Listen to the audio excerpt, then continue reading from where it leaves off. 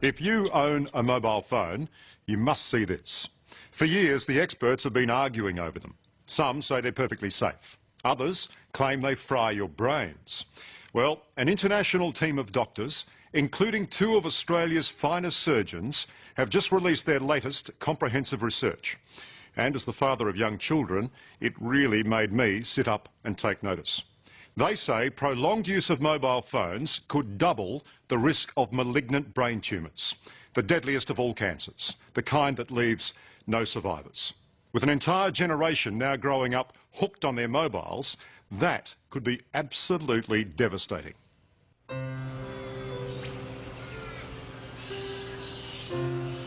The Namoi Valley in northern New South Wales is a beautiful place. See the range of hills that goes the favourite view of John and Margaret Bryant.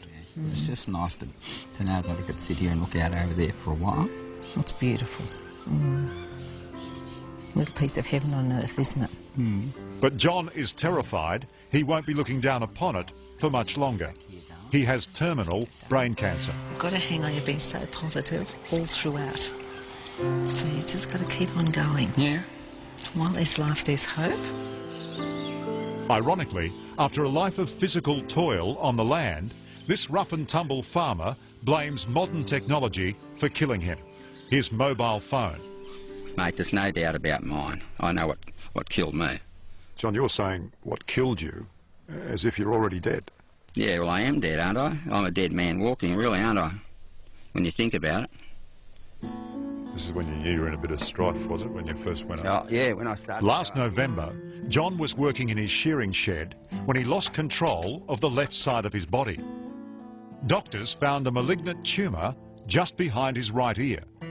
I told Dr. Hughes, he's a very good doctor, I said, I don't want any crap, tell me the truth, you know. He said, I'll tell you the truth. This is the truth. He said, with this disease, there are no survivors, everyone dies. So that was a good introduction to Tamworth Hospital. Your kids know how they go to sleep in a tree without falling out? They got sticky bottoms. This is a large and loving family. What a big nose. The Bryants have carved a full life here through farming and the family trucking business. John's mobile phone has been an essential tool of the trade for the past 25 years. And he's in no doubt those countless hours with it glued to his ear gave him the brain tumour. I can't begin to imagine what you're going through. No, no one can begin to imagine, because people come up to me just, you know, they're trying to be nice and they say, I can imagine how you feel. And I think, no, you can't imagine how I feel, you know. And I reckon it's caused definitely by those bloody mobile phones. Dr. Teo, John insists his brain tumour has been caused by his mobile phone. Do you agree with his diagnosis?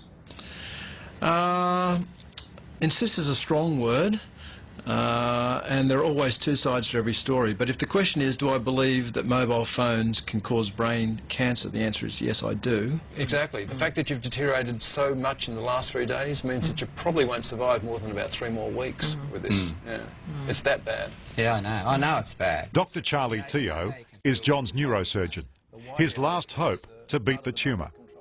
He's also the co-author of a frightening new study that's predicting a dramatic increase in brain tumours caused by the long-term use of mobile phones. That's a huge fear. I mean, what if we're right? Then if we're right, we're going to see a huge increase in brain tumours and brain cancer in the next decade or so. It's going to be frightening. And guess what, Lamb? We're already frightened by what we're seeing.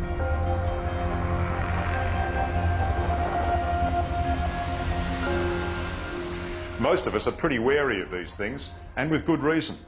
Microwave ovens use electromagnetic radiation to cook your food. Now, it's exactly the same energy on exactly the same wavelength as the stuff that's being pumped out of your mobile phone.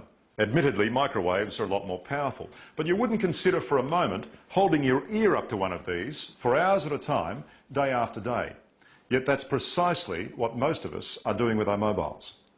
Long-term use of mobile phones is associated with a doubling of the risk of being diagnosed with certain brain tumours. You're saying that if you use a mobile phone over an extended period, Right. Over 10 years. you double your risk of developing a brain tumour. That's what the data that we've analysed, that's what it shows.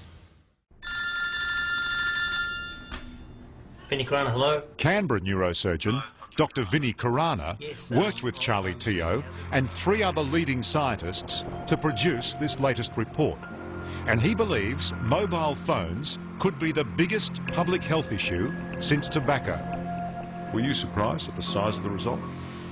I actually think it may be a conservative estimate. You think doubling the risk is conservative? Yes.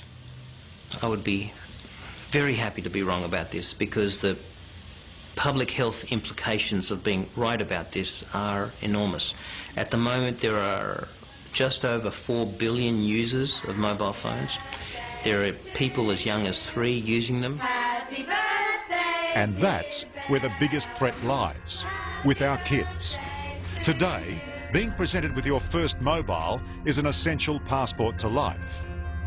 Our kids inhabit a wireless world, and it's nothing for them to spend hours each day chatting on the phone. On the average, I use it about